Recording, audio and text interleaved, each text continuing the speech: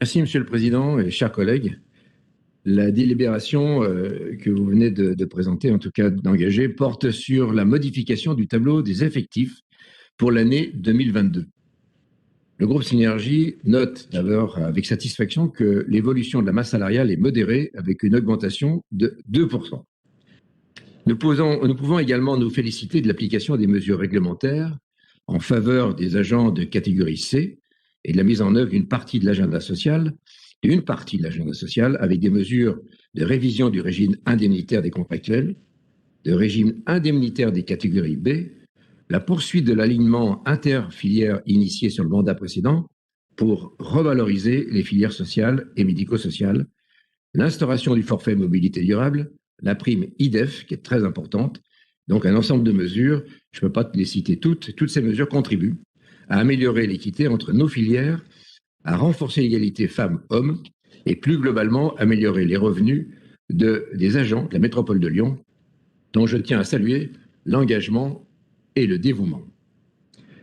Nous n'avons rien à redire à l'augmentation des effectifs qui concerne le secteur de l'éducation et du social, et en particulier des collèges, de la protection de l'enfance et des maisons de la métropole.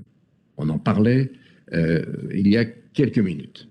Ces besoins avaient déjà été identifiés au précédent mandat et des recrutements avaient été engagés, et je me félicite, en tout cas, que vous inscriviez dans ces pas vos décisions. D'autres créations de postes laissent davantage songeurs. Vous créez 2 emplois d'ingénieurs territoriaux de catégorie A pour, je cite, poursuivre l'exécution d'une PPI, aménagement, urbanisme, ambitieuse sur les territoires. Je suppose que l'un d'eux aura le temps de réaliser le tableau synoptique de la PPI que nous vous réclamons depuis plus d'1 an. Globalement, les postes de catégorie A représentent 2/3 des créations d'emplois permanents. Cette proportion a de quoi étonner. Il demeure par ailleurs plusieurs questions et nous en avons pris 4. Vous évoquez une démarche de gestion prévisionnelle des effectifs, des emplois et des compétences, GPEC, qui est amorcée, pour reprendre le terme utilisé. Alors que vous venez de dépasser le quart de votre mandat, j'espère que davantage qu'amorcée, elle est bien engagée. C'est un outil indispensable. Pouvez-vous nous confirmer que cette GPEC a dépassé le stade de l'amorçage et qu'elle est bien en déploiement? De façon conjointe, pouvez-vous nous dire et nous en dire davantage sur la manière dont vous envisagez de repérer, de former, de faire évoluer les jeunes talents? Nous avons insisté à plusieurs reprises sur ce point. Jeunes talents au sein de notre maison afin d'éviter leur départ vers d'autres horizons après formation.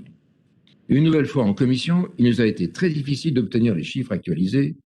Nous avons bien noté que la métropole comptait 9 240 équivalents temps plein permanents et non permanents au 31 décembre 2020. Mais nous aurions aimé disposer d'une estimation de l'évolution sur 2021, 2022 et les années suivantes, sans attendre le bilan RH consolidé mi-2022. Pouvez-vous nous indiquer clairement combien la métropole comptait d'agents permanents et non permanents au 31 décembre 2021 et combien elle en comptera au 31 décembre 2022, notamment avec la régie de l'eau? Enfin, pouvez-vous me préciser si les emplois créés en 2021, mais vacants aujourd'hui, aux alentours de 45-46, à l'heure actuelle, sont intégrés ou non à l'évolution prévisionnelle de la masse salariale au budget prohibitif? Est-ce que ces emplois sont comptés dans l'évolution prévisionnelle de 2%? Je vous remercie, Monsieur le Président.